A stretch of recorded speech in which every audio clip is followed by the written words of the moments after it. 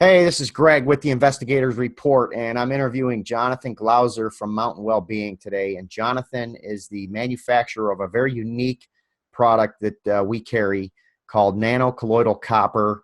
He makes this product in a skin toner spray that you can spray on your face in a 4-ounce bottle. And there's also a copper face and body cream that goes with it. So anyway, Jonathan, thanks for being with me today. I appreciate your time.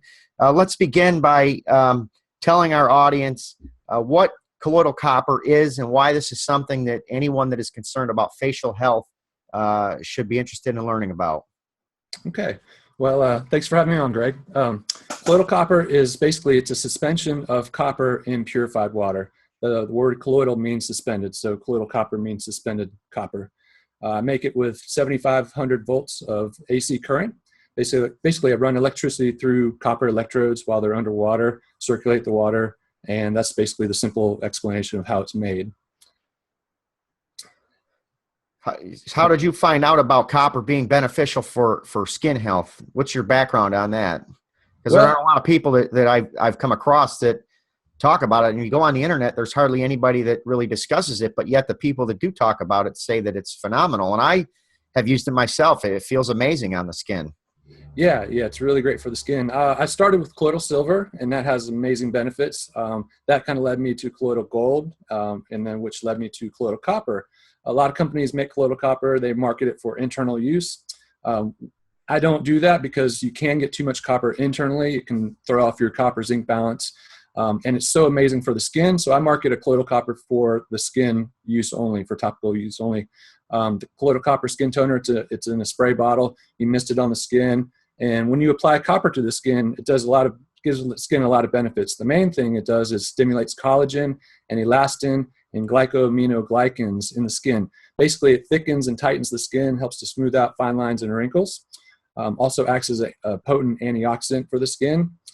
Gives the skin a nice, healthy glow, and it also helps the skin to retain moisture. There's also what's known as copper-dependent enzymes in the dermal layer. There's about 13 copper-dependent enzymes in the skin, and their job is to repair, restore, rejuvenate the skin, and beautify it, make it healthier and better looking. And so when you apply copper to the skin, it activates those enzymes to go to work and do their job, which is to restore the skin's health.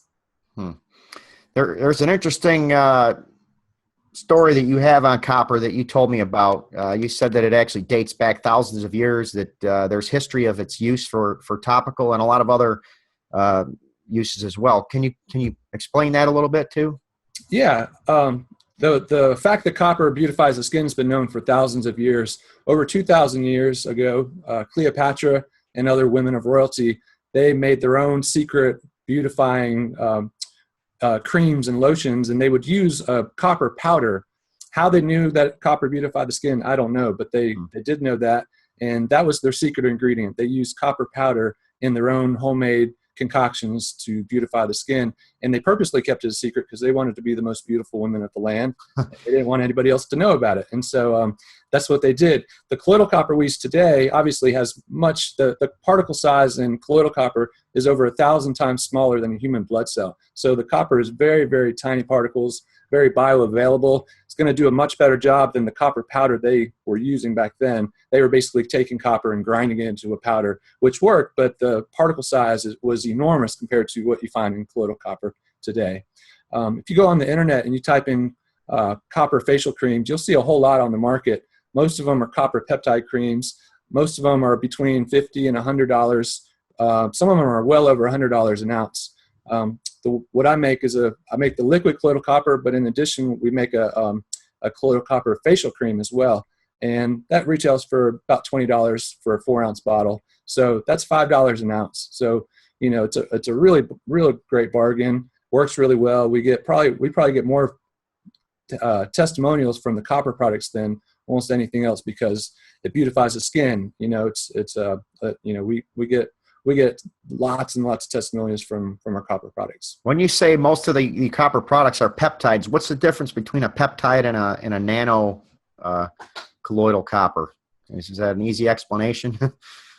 Not that simple, but basically a peptide is basically they bind the copper to peptides, which is basically like a protein. The colloidal copper is just purified water and the purest form of copper you can get, which is 99.999% pure, and there's nothing else added to it. And the copper is colloidal. Our bodies are colloidal. Our bodies recognize other colloidal minerals, and the body can very easily utilize it.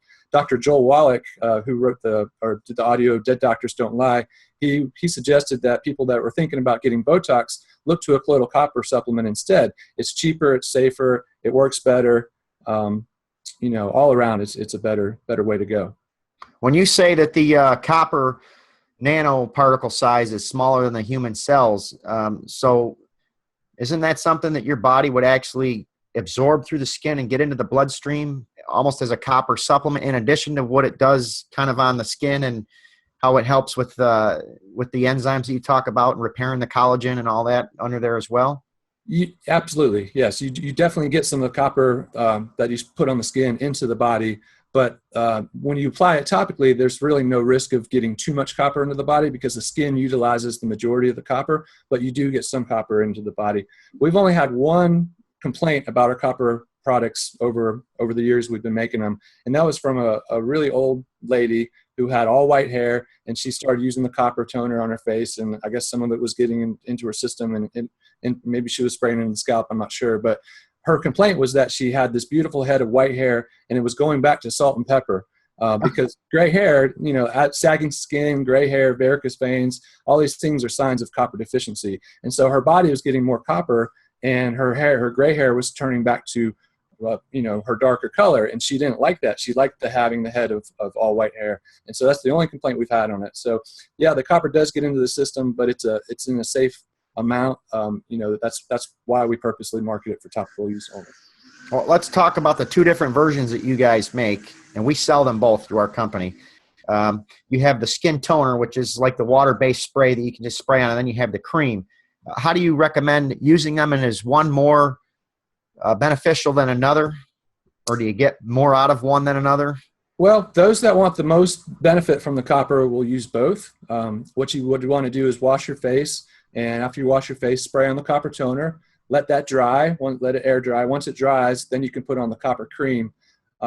If you're like me, I don't like to put any kind of cream or lotion on my face, so I just stick to the toner. I just mist it on. Those that just want to choose one or the other, I tell people if they use a facial cream and they just want to use one or the other, I would go for the facial cream. We get amazing testimonials from it. Works really, really well. If you want the most benefit, use them both. It's good to use them, a couple times a day. The most important time of the day to use copper is at night before bed. Your skin does its most healing at night while we're sleeping. So, it's good to use it morning and night. You can use it in the middle of the day as well. But if you're, you got to make sure to use it at night because that's the most important time. Jonathan, what else can you use this for beyond just the face? You mentioned in some of your literature, and I think you've told me on the phone that you can use this for bug bites and you can be used on other areas of the body. Is that true? And if it is, can you tell me a little bit about that?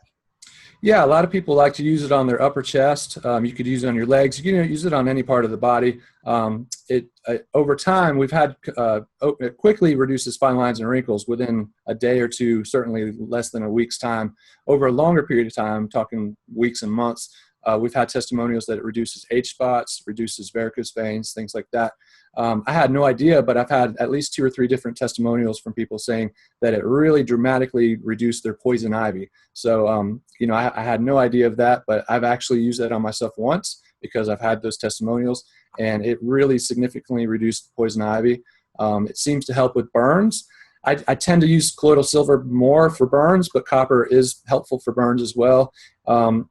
Tammy, the girl that works here, she swears that it helps prevent sunburn. She uses it when she's out in the sun. She doesn't like to use sunscreen. She sprays the copper on, periodically when she's in the sun. I don't market it as that purpose, but as far as poison ivy, it really significantly reduces the poison ivy, transforms it before your eyes. What about shingles? I know that's a little bit of a gray area there, and that's a very serious problem that people face. Have you ever heard of anybody using it for shingles and getting any relief from that pain they get?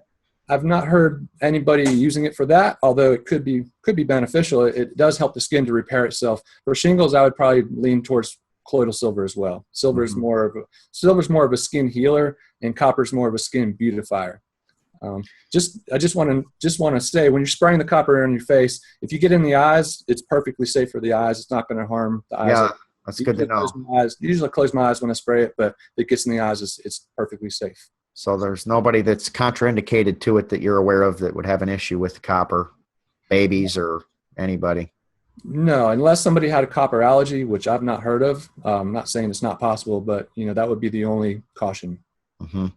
And so I guess before I end the interview here with you, one of the questions I'd like to ask, are you aware of any studies from US NIH or any government agencies or universities that have tested copper or the benefits of copper with skin health that you're aware of? I can't think of any off the top of my head. I'm sure there are some out there. Copper is known as the workhorse mineral. It's found in every organ of the body. It's necessary for life. We literally could not live without it. That's why I doubt anybody's really allergic to copper, because we literally could not live without it. A lot of people think, colloidal silver, colloidal copper, they're heavy metals. Why do we want these heavy metals? Well, certain heavy metals like copper and iron and zinc and others, we couldn't live without. It's the form that the copper's in, and the colloidal form is the form that the body recognizes and utilizes. It's very safe. All right. Well, Jonathan, I appreciate your time on that. Thanks for being with me. Thank you, Greg. Have a good day. All right. You too.